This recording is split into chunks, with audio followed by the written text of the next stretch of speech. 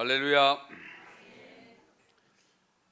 북극해에 저는 가보지는 못했습니다만은 거기 가면 그린란드에 큰 섬이 있다고 합니다. 그 섬 부근에는 빙산이 유영해서 다니는 곳입니다. 그런데 빙산을 가만히 관찰해 보면 그 큰 빙산이 떠내려 가는 방향하고 또 위에 빙산의 조각들이 떠내려가는 방향이 일치하지를 않는다는 사실입니다. 빙산이 북으로 가면 조각들은 남으로 가든지 아니면 서로 가든지 동으로 가든지 방향이 다른 것을 볼 수 있다고 합니다. 왜 그럴까? 빙산은 여러분 잘 아시는 대로 70~80%가 물속에 잠겨 있습니다. 겉으로 드러나 있는 것은 20%밖에 되지 않습니다. 많으면 30%. 그러면 70%, 80% 되는 빙산은 물속에서 흐르는 조류의 영향을 받습니다. 빙산의 조각들은 바다 표면에 떠 있는 조각들이기 때문에 바람에 밀리거나 깊이 있는데 물이 조류가 흐르는 조류와는 다른 조류가 표면에 흐르고 있다는 사실입니다. 저는 이것을 오징어를 잡아봤기 때문에 압니다. 왜냐하면 오징어 낚싯줄이 상당히 깁니다. 낚시가 수십 개 됩니다. 그것을 바다 깊숙이 내릴 때에 바다 조류가 밀리면은 완전히 연줄처럼 이렇게 비스듬히 줄이 펼칩니다. 예를 들면 배를 띄워서 배가 물의 그 조류에 떠내려갑니다. 떠내려가는데 같은 방향으로 떠내려가면 그렇게 되지 않죠. 그렇지 않아요? 그런데 위에 표면에 떠내려가는 방향하고 물속에 흐르는 조류하고 거의 반대 방향이 많습니다. 바람이 북으로 불면 밑에 조류는 남쪽으로 흐르고 있다. 그래서 이게 비스듬히 되는 겁니다.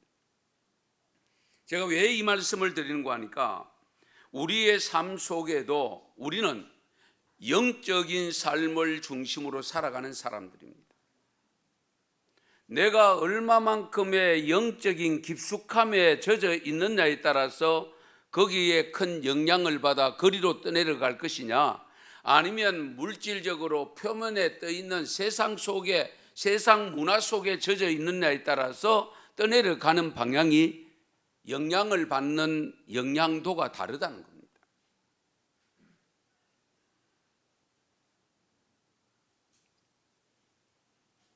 우리가 얼마만큼의 성령의 은혜를 받아 깊숙이 영향을 받는다면 자연스럽게 영적인 삶을 살게 되지만 그 영향보다는 표면에 떠 있는 세상 시류의 영향을 받고 세상의 문화의 영향을 받으면 결국 영적이지를 못하고 육적인 삶으로 살 수밖에 없다는 거예요.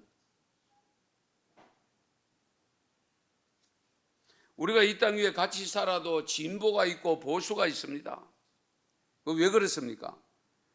진보주의자들은 진보 사상에 매여서 거기에 묶여 있기 때문에 거기에 영향을 받기 때문에 거리로 떠내려가고 있고, 보수적은 보수의 영향을 받아서 거기에 떠내려가기 때문에 전혀 방향이 다를 수밖에 없는 거예요.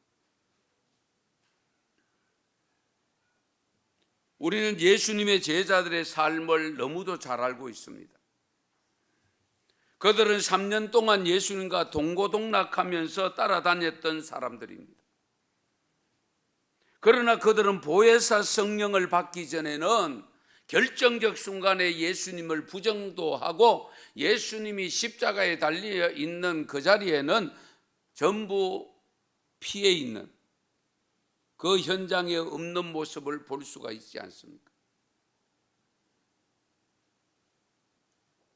보혜사 성령을 받았을 때는 순교자로서 자리매김을 하게 됩니다. 그래서 우리가 신앙생활하면서 하여튼 교회 생활하면서 항상 염두에 두어야 될 것은 내가 어느 정도의 깊이 성령의 지배를 받고 살고 있느냐, 아직도 세상 시류의 육적인 삶의 영향을 받고 있느냐 하는 것은 여러분 스스로 판단이 충분히 됩니다.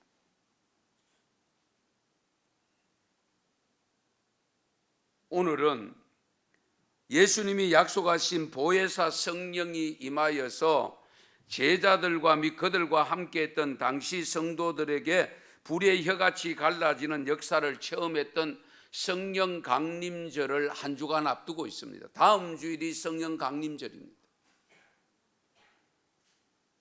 제가 한 주간 미리 말씀드린 것은 정말 성령을 갈망해서 성령을 받은 모습으로 4주년을 우리가 감사 예배를 드리고 임직식에 참여해야 될 줄로 믿습니다. 오늘 예배드리는 우리의 삶은 이미 성령님이 인도하시는 그 삶의 자리에 들어와 있는 자들입니다. 물론 성령님을 모시고 능력 있는 모습으로 살고 있는 분들도 있지만은 아직도 성령의 지배를 제대로 받지 못하고 연약한 모습으로 세상 시류의 영향을 크게 받아서 세상으로 흘러내려가고 있는 그런 모습의 성도들도 없지 않아 있습니다. 그런데 오늘은 먼저 우리가 성령님에 대해서 바른 이해가 필요합니다. 우리가 성령을 인격적으로 보지 아니하고 자꾸만 무인격적인 힘 혹은 에너지로만 생각하는 경향이 있습니다. 우리 성령님은 인격적인 분이십니다. 그리고 성령을 지나치게 신비적인 요소로만 이해하는 경향이 있습니다. 그리고 세 번째는 성령의 역사에 대해서 열매 맺게 하는 것보다는 은사의 측면을 지나치게 강조하는 경향도 없지 않아 있습니다.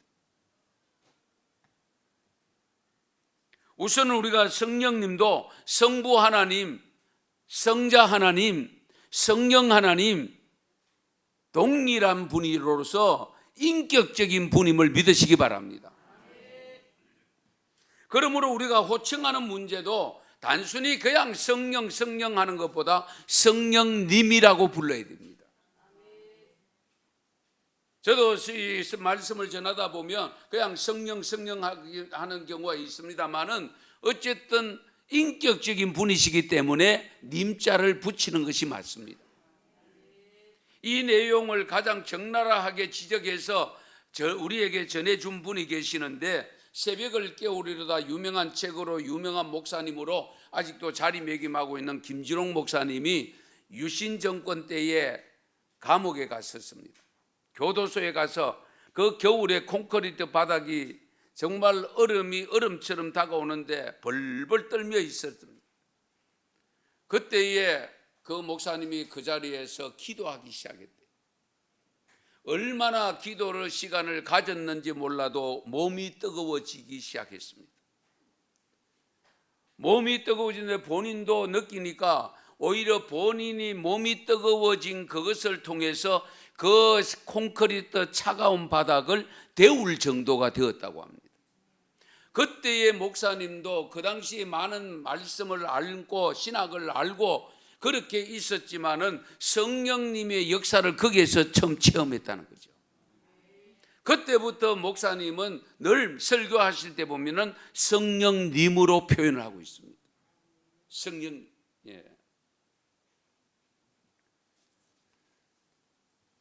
성령님은 지정의를 겸비하신 분입니다.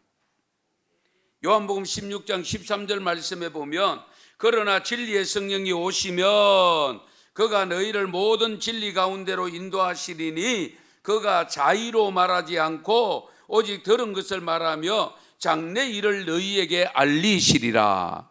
아멘. 성령이 오시면 너희를 모든 진리 가운데 인도하신다고 했고 스스로 말하는 것이 아니고 자의로 말하는 것이 아니고 들은 것을 말하며 장래 일을 너희에게 알리신다. 그래서 이사야 11장 2절 말씀에도 보면 그의 위에 여호와의 영 곧 지혜와 총명의 영이요 무혈락과 재능의 영이요 지식과 여호와를 경외하는 영이 강림하시리니. 지혜와 총명의 영, 모략의 영, 재능의 영, 여호와를 경외하는 지식의 영으로 표현하고 있습니다. 뿐만 아닙니다. 고린도전서 2장 10절 말씀 우리 같이 읽으실까요? 오직 하나님이 성령으로 이것을 우리에게 보이셨으니 성령은 모든 것 곧 하나님의 깊은 것까지도 통달하시느니라. 아멘. 11절에 보면 사람의 일을 사람의 속에 있는 영 외에 누가 알리요? 이와 같이 하나님의 일도 하나님의 영 외에는 아무도 알지 못하느니라. 알고 모른다는 표현이 뭡니까? 지를 말하잖아요. 알지자입니다.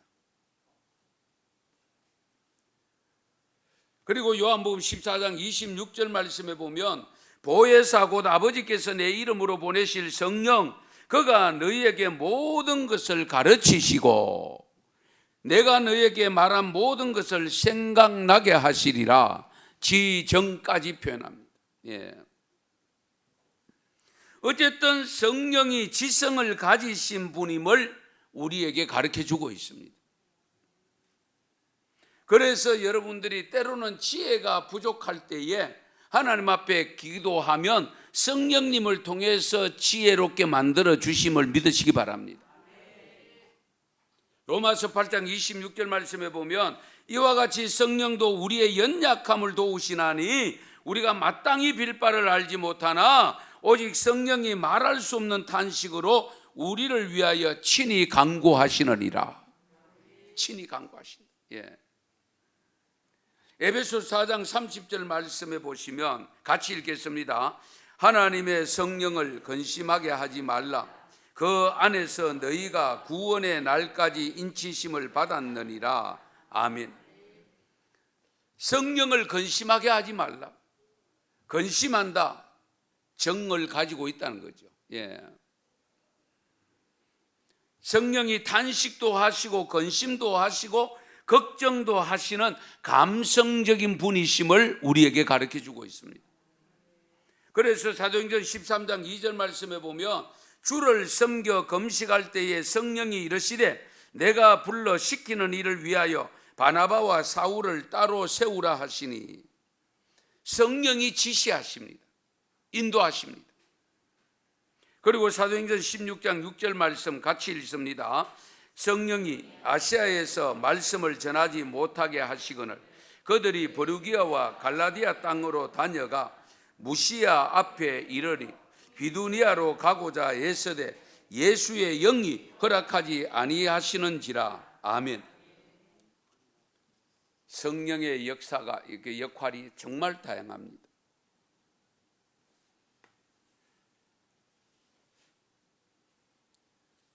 다른 지역에 사시는 성도님을 제가 한 분 만난 적이 있는데요. 이야기를 듣는 중에 자신이 성령님이 함께 하시는 간증을 들었습니다. 예수 안 믿다가 예수를 믿었던 분입니다. 그러다 보니까 친구도 많습니다. 그럼에도 불구하고 이제 신앙이 깊어지니까 어떤 생각이 드냐면 친구들과의 만남도 절제를 좀 해야 되겠다. 그렇게 생각하는데 그게 쉽지 않잖아요. 아직은 교회 친구보다는 사회 친구가 더 가깝게 지냈고 아직도 더 가까이 있는 모습이잖아요. 그런데 나름대로 신앙생활을 하면서 나이가 40이 넘었으면서 하다 보면은 이제 조금 살만하니까 주로 생기는 그룹이 또 있습니다. 동기회, 동창회. 예, 이런 것들이 이제 삶의 여유가 바쁠 때는 막 30대까지는 그런 거 생각 못하고 지내다가 이제 40이 넘어서고 50대 되면은 동기 찾고 동창 찾고 이러잖아요. 그래서 한 번은 동창들이 모이자고 연락이 왔대요. 그러나 또 기도를 안 할 수 없어가지고 하나님 앞에 기도를 드렸대요. 기도를 드리니까 거기는 안 가면 좋겠다는 생각이 들어옵니다. 그런데 또 한편은 무슨 생각이 드는가 하니까 아이고 가도 그들이 하는 거 다 따라 안 하고 그냥 내 할 일만 하고 만나기만 만나고 밥만 먹고 오지 뭐. 그리고 밥만 먹으러 갔대요. 밥을 다 먹고 나니까 노래방 가자 이러더래요. 그 노래방 마음은 썩 내키지 않았는데 뭐 내가 노래 안 부르면 되지 또. 그리고 맨 뒤에 따라가면서 고민하면서 따라가는 거예요.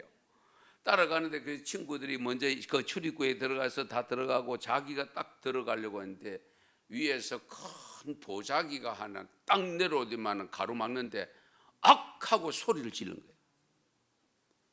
소리를 질렀는데 친구들이 들어가다가 이게 무슨 소리야? 하고 나오는데 아무런 증거 없이 친구가 이 그렇게 있으니까 우두커니 서 있으니까 아니 무슨 일이야? 하고 묻는데 그들께 이야기해봐야 그걸 알아들을 수도 없고 믿기지도 않을 뿐더러 그리고 그날은 그냥 지냈대요. 그리고 집에 와서 또 얼마나 시간이 지났을 때 또다시 요청이 왔대요. 친구들이 모이자고. 그때 이분이 또 기도했대요. 가도 되겠습니까? 가지 말아야 되겠습니까? 하니까 성령님이 지시가 내려왔는데 가면 네가 수치를 당할 것이다. 그런데 자꾸 여기저기 전화가 오고 하니까 또 생각이 무슨 생각이 들었냐면은 가서 그래 밥만 먹고 오자. 예. 그리고 그날은 밤이 맞도록 대화를 하고 늦은 시간까지 지냈대요. 그리고 집으로 와서 자고 아침을 하려고 하는데 밖에서 초인종이 울렸대요. 초인종이 울리니까 다른 지방에서 올라온 친구들이 아직도 안 가고 자기 집 앞에 왔더래요. 자기 집 앞에 와서 하는 말이 무슨 말인가 하니까 네가 걸을 수 있나? 그 대화한 내용을 가지고 창피를 주고 떠나더라는 거예요. 성령님이 지시한 대로 창피를 당했대요. 그래서 다시 회개의 눈물을 흘리며 기도하고 나니까 그 친구들이 미웠던 마음이 사라졌더라 하는 이야기를 제게 들려주셨습니다. 이보다 더 최근에 들은 이야기 하나 더 할게요. 양목에 가면 양목중앙교회라고 있는데 거기 사모님이 제 고향 마을의 후배입니다. 저희들이 어릴 때는 아버지가 신앙생활을 안 했고 어머니만 신앙생활을 했던 분입니다. 그런데 7년 전에 아버지가 돌아가시기 전에 있었던 이야기를 하는 것을 듣고 깜짝 놀랐습니다. 가는 시간까지 다 알고 계시고 지금 하나님이 나를 부르신다 하면서 그 시간을 총각을 놨는데 웬걸하는데 새벽 4시쯤 되니까 가시더라는 건데 그 전에 어떤 일이 있었는가 하니까 그 교회에 여 집사님 권사님 이름을 세 분을 부르면서 남편들이 믿지 않는 남편이 전도하라고 일러줬대요. 그 아버지가 그분들 이름을 잘 모른대요.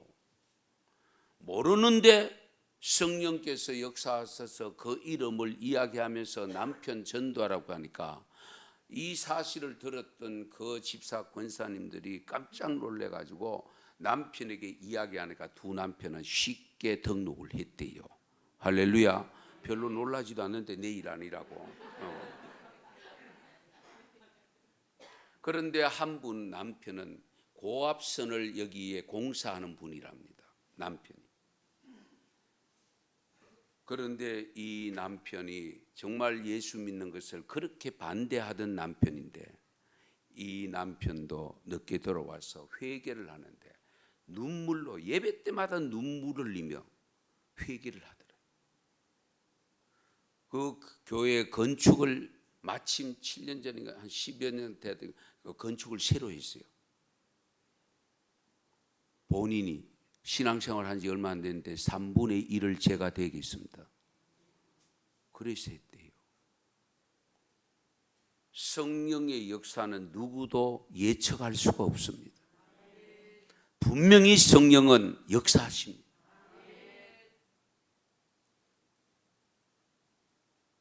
그러므로 성도 여러분, 저와 여러분은 지금 누구의 음성을 주로 듣고 계시는지요?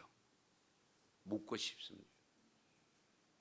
진정 성령님의 음성을 듣고 있는지, 성령님을 통해서 주시는 하나님의 음성, 주님의 음성을 듣고 계시는지, 온통 세상 뉴스에 귀를 기울이고 성령의 음성은 아랑곳하지 아니하고 세상 소식에만 귀가 열려 있는 요소는 없는지.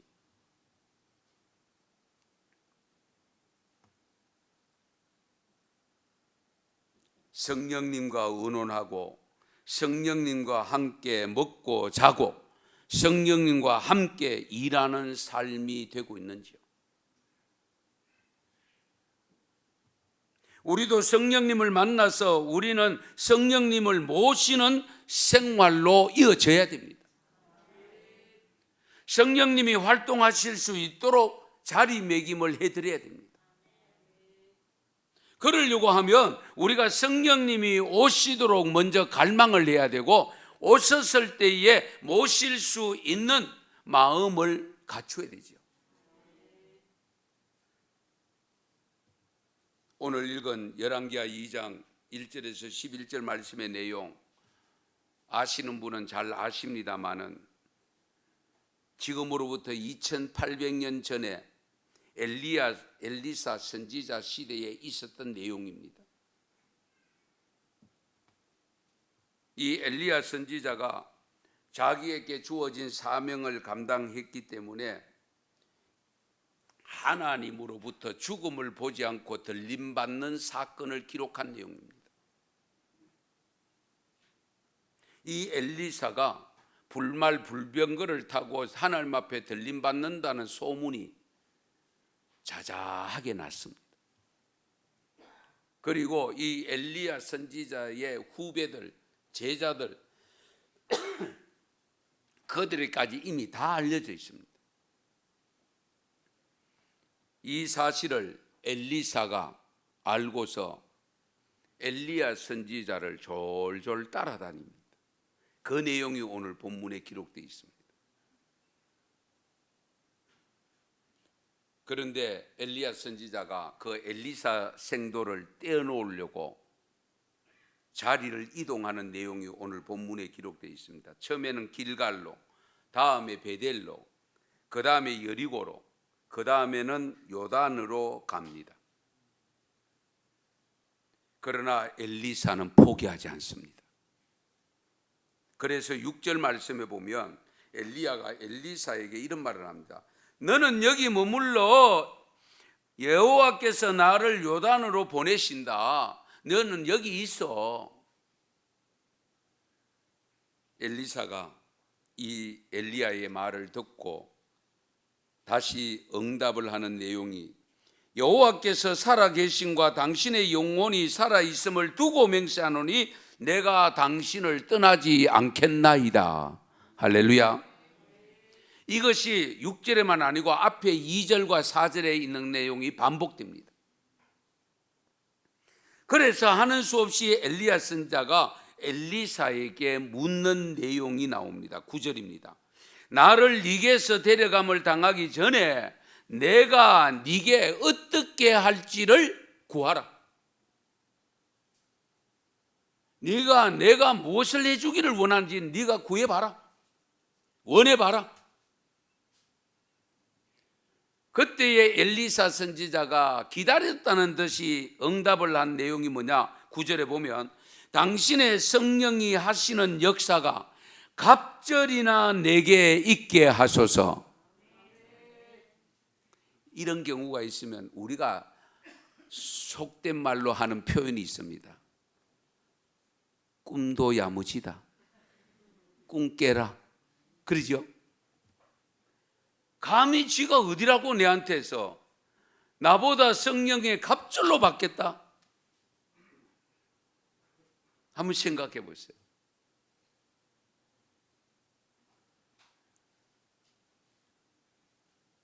엘리야가 선지자가 받은 그 영적인 능력을 물론 숫자적인 2배를 의미한다고 보다는 그 일에 대한, 하나님의 일에 대한 열심을 간절히 표현해서 2배라고 표현했지 않았을까? 당신은 당신이 받은 그 능력으로 그렇게 하지만은 나는 당신보다 미약하기 때문에 당신보다 더 큰 능력을 받아야 당신만큼이나 할 수 있겠습니다. 그런 의미를 두고 표현하지 않았을까 하는 생각을 할 수 있는 내용입니다. 그러나 우리가 여기서 본받아야 될 것이 뭐냐면 이 엘리사 선지자가 엘리야 선지자가 하는 그 성령의 인도함을 받아서 나타나는 역사를 자기도 엘리야 선지자 선생님이 가시고 난 다음에 내가 그 일을 대신하고 싶다고 하는 이런 열망은 누구도 가져야 됩니다. 저와 여러분도 가져야 됩니다.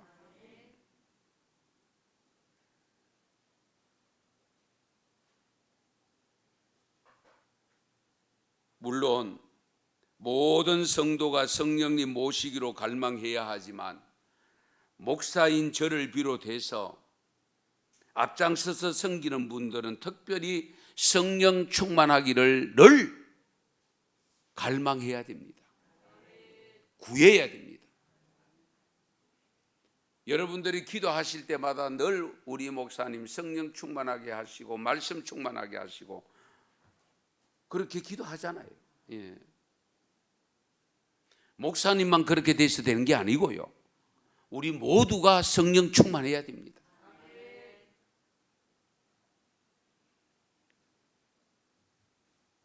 하나님이 요엘 선지자를 통해서 약속한 말씀이 있죠. 요엘서 2장 28절에서 30절 말씀을 보시면 그 후에 내가 내 영을 만민에게 부어주리니 너희 자녀들이 장래 일을 말할 것이며 너희 늙은이는 꿈을 꾸며 너희 젊은이는 이상을 볼 것이며 그때에 내가 또 내 영을 남종과 여종에게 부어줄 것이며 내가 이적을 하늘과 땅에 베풀리니 곧 피와 불과 연기 기둥이라. 남녀 종들에게 성령 하나님의 영을 부어주신다고 약속을 하고 있습니다. 그러면 하나님이 약속했으니까 뭐 그냥 가만히 기다리면 되겠지? 아닙니다, 여러분. 하나님이 주신다고 약속했을지라도 우리가 해야 될 일은 뭐냐? 구하는 일입니다. 간구해야 됩니다. 갈망해야 됩니다. 항상 성령님을 사모하는 마음을 가지고 있어야 됩니다. 히브리서 4장 16절 말씀에 보면 같이 읽으실까요? 그러므로 우리가 긍휼하심을 받고 때를 따라 돕는 은혜를 얻기 위하여 은혜의 보좌 앞에 담대히 나아갈 것이니라. 아멘. 늘 우리는 은혜를 얻기 위하여 은혜의 보좌 앞으로 나가서 담대하게 구해야 돼요. 예수님도 우리 산상수훈에서 가르쳐 주잖아요. 마태복음 7장 7절에 보면 구하라, 찾아라, 두드리라. 구하는 이에게 주실 것이고 찾는 이에게 찾아낼 것이고 문을 두드리면 열릴 것이라고 일러주시지 않았습니까? 예수님은 성령님을 갈망하라는 말씀을 누가복음 11장 13절에 일러주신 말씀입니다. 이 말씀도 같이 읽겠습니다. 너희가 악할지라도 좋은 것을 자식에게 줄 줄 알거든 하물며 너희 하늘 아버지께서 구하는 자에게 성령을 주시지 않겠느냐. 아멘. 악할지라도 좋은 것을 자식에게 줄 줄 알거든 하물며 너희 하늘 아버지께서 구하는 자에게 성령을 주시지 않겠느냐. 성령을 구하라는 거예요. 요한복음 14장 16절 말씀에도 보면 예수님이 이렇게 말씀합니다. 내가 이 아버지께 구하겠으니 그가 또 다른 보혜사를 너희에게 주사 영원토록 너희와 함께 있게 하리니. 할렐루야. 심지어는 우리 예수님께서 하나님 아버지께 구하겠대요. 다른 보혜사를 너희에게 달라고 구하겠대요. 그러면서 17절 말씀에 보면 성령님은 우리와 함께 사시고 우리 안에 거하신다고 일러줍니다. 그리고 우리가 어디를 가든지 하나님은 고아와 같이 버려두지 아니하시고 늘 동행하신다고 약속을 합니다. 여러분 속에 성령님이 늘 함께 머물고 계시는 것을 알고 계십니까? 믿기는 하지만은 성령님이 활동하지 않으시는 것 같다고 혹 느끼는 분은 없습니까? 여러분의 마음이 성령님에 대한 갈망함이 없으면 이미 가득 차 있거나 아니면 텅 비어 있는데도 존재감을 못 느낄 수 있습니다.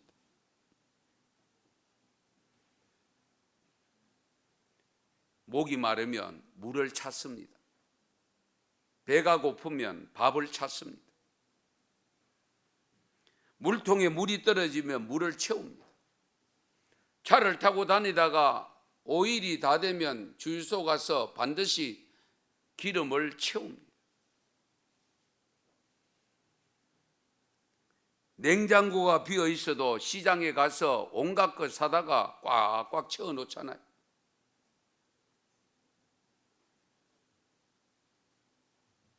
여러분 심령 속에 성령님은 채워져 있습니까?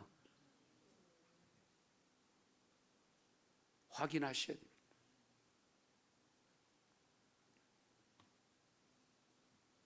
더 이상 들어갈 곳이 없을 정도로 채워져 있는 것을 발견하고 그분의 도움을 받아서 살아가면 삶이 행복합니다.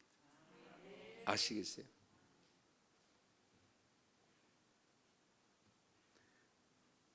그러면 왜 우리가 성령을 갈망해야 되느냐? 왜 사모해야 되느냐?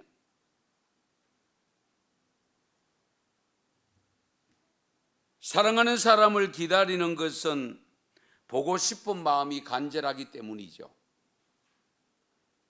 맛있는 음식을 기다리는 것은 배가 고프기 때문입니다. 그것을 먹어야만 힘을 쓸 수 있기 때문입니다. 마찬가지로 우리가 성령을 기대하고 갈망해야 될 이유는 여러 가지가 있겠습니다만은 성령님은 우리의 인도자, 내 인생의 삶을 인도하시고 선한 길로 인도하시고 좋은 길로 인도하시고 그리고 우리를 힘있게 그것을 감당할 능력을 주시기 때문에 성령 받으셔야 됩니다. 그렇지 않으면 앞에 서두에서 말씀드렸듯이 성령님의 인도함을 받지 못하면 세상 시류에 휩쓸려서 세상 것으로 육신의 쪽으로 흘러가 버립니다. 그러면 언제 후회하느냐? 마지막 주님 앞에 섰을 때에 나는 너를 모른다 하는 내침을 받았을 때 후회해봐야 눈물 흘려봐야 소용없습니다.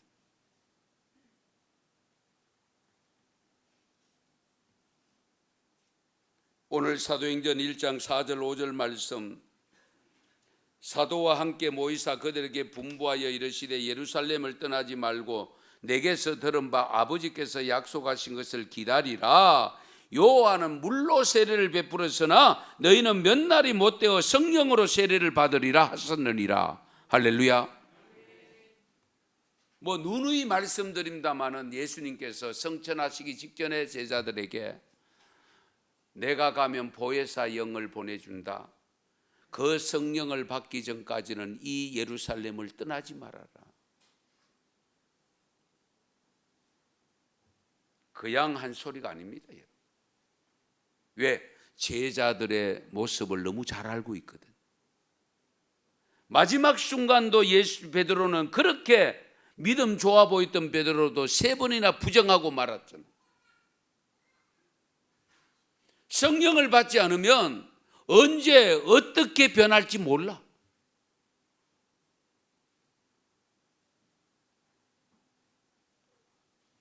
그래서 예루살렘을 떠나지 말고 내게서 들은 바 아버지께서 약속하신 것을 기다리라. 이를 뒷받침해 주는 말씀이 또 있는데 누가복음 24장 49절입니다. 같이 읽겠습니다. 볼지어다 내가 내 아버지께서 약속하신 것을 너희에게 보내리니 너희는 위로부터 능력으로 입혀질 때까지 이 성에 머물라 하시니라. 아멘. 그렇게 해서 마가다락방에서 120명의 성도들이 기도한 것이 바로 이 말씀에 준해서 성령 받기 위하여 거기 제자들 중심으로 성도들이 120명이나 모여서 기도했던 거예요. 그래서 오순절날에 마가다락방에 성령의 역사가 일어났고 그 성령을 받았던 제자들이 나가서 복음을 전한 것이 오늘 저와 여러분에게까지 복음이 전해졌음을 믿으시기 바랍니다.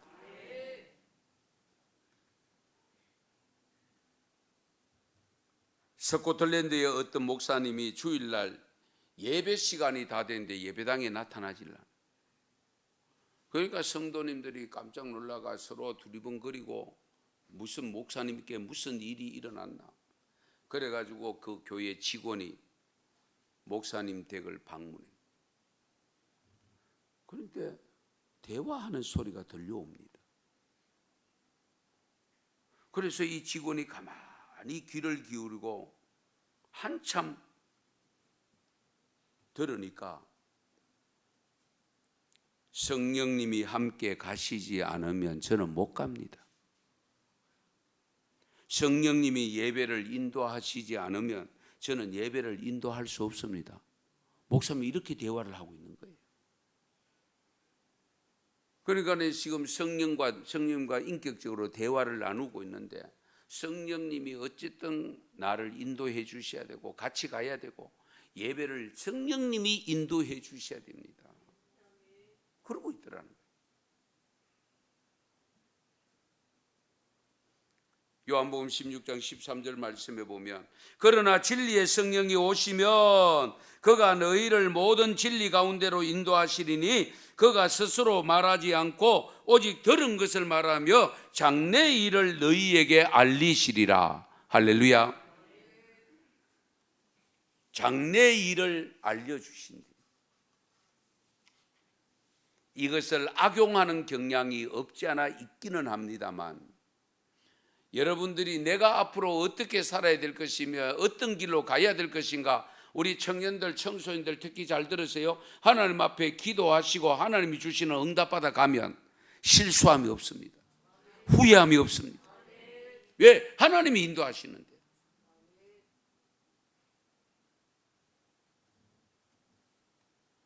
로마서 18장 14절 16절 말씀 또 같이 읽겠습니다. 무릇 하나님의 영으로 인도함을 받는 사람은 곧 하나님의 아들이라. 너희는 다시 무서워하는 종의 영을 받지 아니하고 양자의 영을 받았으므로 우리가 아빠 아버지라 부르짖느니라. 성령이 친히 우리의 영과 더불어 우리가 하나님의 자녀인 것을 증언하시나니. 아멘. 성령님의 인도함을 따라 사는 자만이 구원받은 백성이 됩니다. 하나님의 자녀라고 일러준다고 했습니다.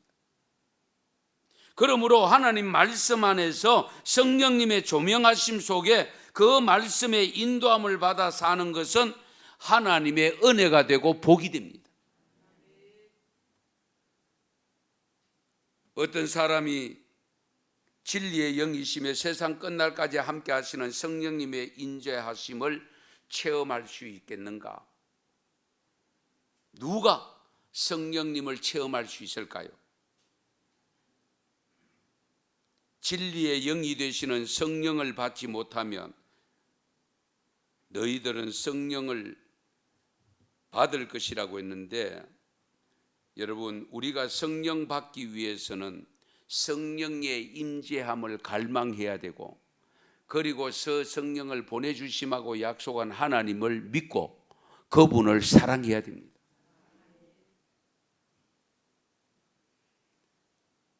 오늘 말씀의 이해를 돕기 위해서 좀 자세하게 말씀드립니다마는 요한일서 2장 5절 6절 같이 읽습니다.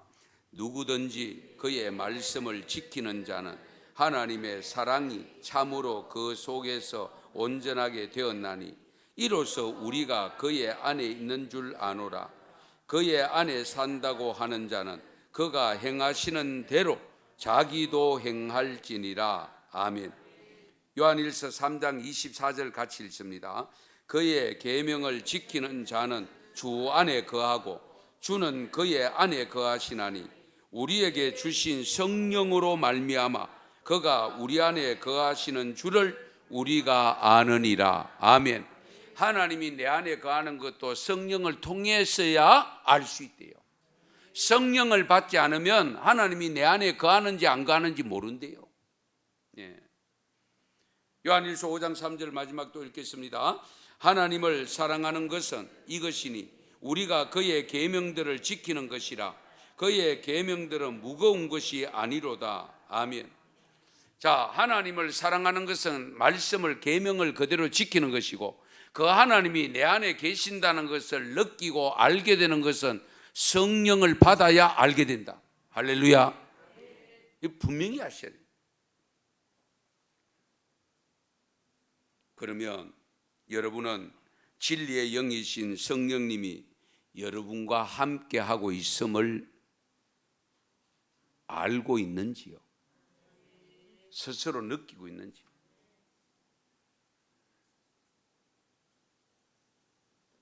성령님이 임재하셔서 여러분과 동행하시고 위로하시고 격려하시고 용기를 주시는 기쁨을 체험하면서 살고 있는지요?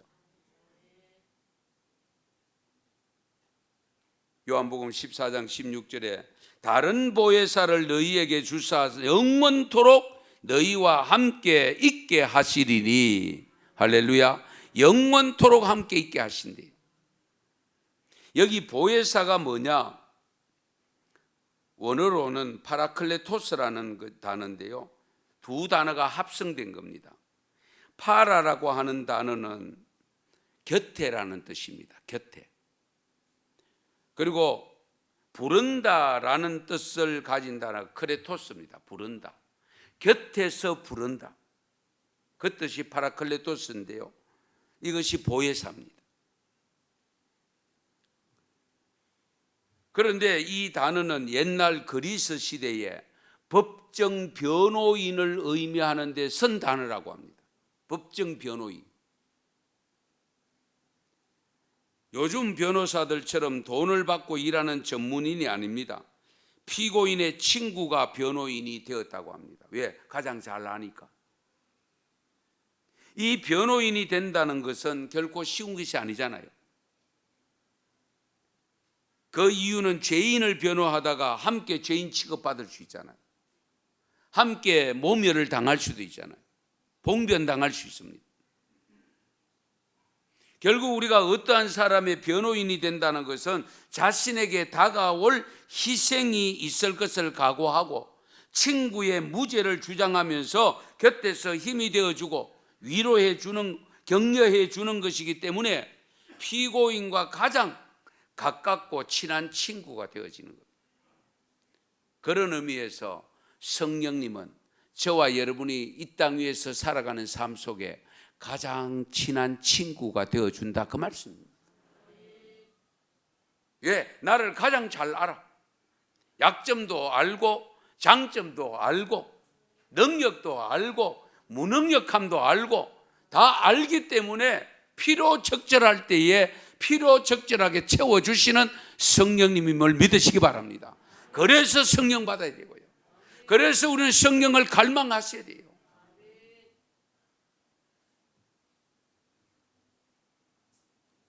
다음 주일 성령 주일을 앞두고 있습니다만 성령 주일에만 성령 받는 게 아닙니다. 언제든지 성령을 받을 수가 있습니다. 특별히 임직을 받으시는 분들 성령 충만 받는 것을 우선으로 여기시기 바랍니다. 왜? 성령이 충만하면 사명 감당하는 것은 식은 죽먹기입니다. 그러나 성령을 받지 못하면 지키는 자체가, 직분 감당하는 자체가 짐으로 다가옵니다. 그것이 무게로 다가옵니다. 이 점을 분명히 아셔야 돼요. 목사도 마찬가지입니다. 목사가 성령이 충만하면 어떤 사역이라도 힘있게 할 수 있고요, 즐겁게 할 수 있고요, 기쁨으로 감사함으로 할 수 있습니다. 그러나 성령이 충만하지 않으면 작은 것도 힘들게 느껴지잖아요. 이 점을 기억하시죠. 그러므로 저와 여러분, 우리 은성교회 모든 성도들은 성령님을 갈망하시고 늘 성령의 충만함의 모습을 살아서 정말로 우리 하나님 보실 때에 어디에 내어놓아도 손색이 없는 성도들로 가득 찬 은성교회가 되기를 축원합니다. 축복합니다. 기도드리겠습니다.